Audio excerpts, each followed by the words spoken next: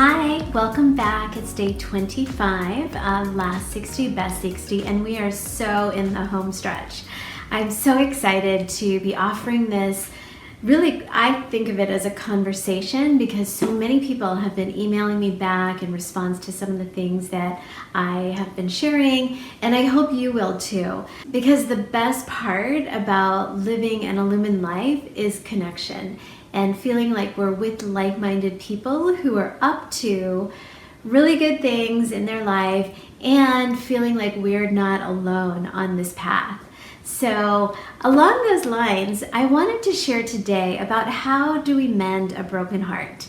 I have had many years either with a broken heart at the holidays or just not having anyone. And it was a hard thing to do in my 20s when so many people were getting married already or had significant others, and I just didn't even know what that was like, and I didn't even know if that was going to be my future, which is a very hard thing to do as a young person. And then into my 30s, when I had some broken hearts at the holidays, I often felt strange about being around festive holiday celebrations, to tell you the truth.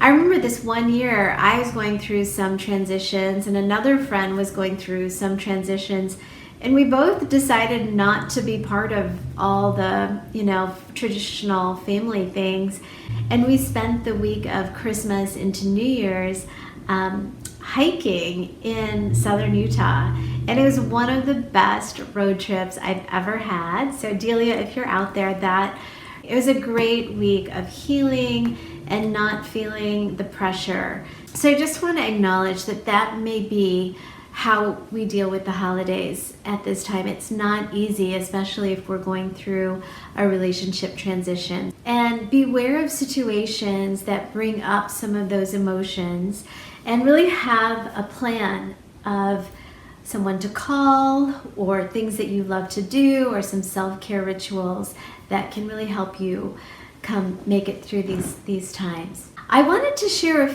like 3 things about mending a broken heart, because while we may have these transitions and breakups, or just, sometimes it's for the best, but in the moment it's not great, but our hearts are living, breathing, holding memories and making meaning out of what we're up to in our relationships. And the 3 things that I want to offer in terms of how to mend a broken heart, and these are not the end all, these are just 3 things that I found helpful. One is to take inventory. And sometimes when we look back and step back from a relationship, we do actually see our part in what went wrong or what was done or said that caused hurt, and just take a really honest inventory of what's happening. And it's best done by yourself, so you're not talking to someone about story and what happened on your side, because there's always 3 sides of a story: his side, her side, and the truth, and her side, and the truth, whatever combination that is. And make a pact with yourself to be truthful. And when you're truthful with yourself about what happened, then take some responsibility. And that might be contacting the person and apologizing. It might be writing or a phone call or a video text to just give that person a heartfelt apology.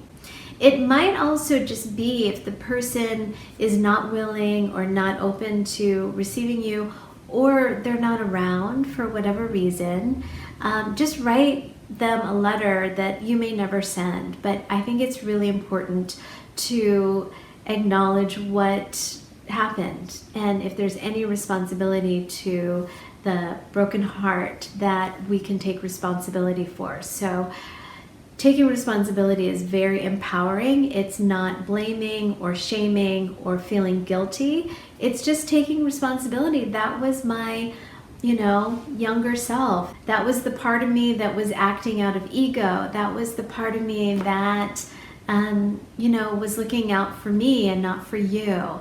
There's a lot of ways to apologize and not blame or shame.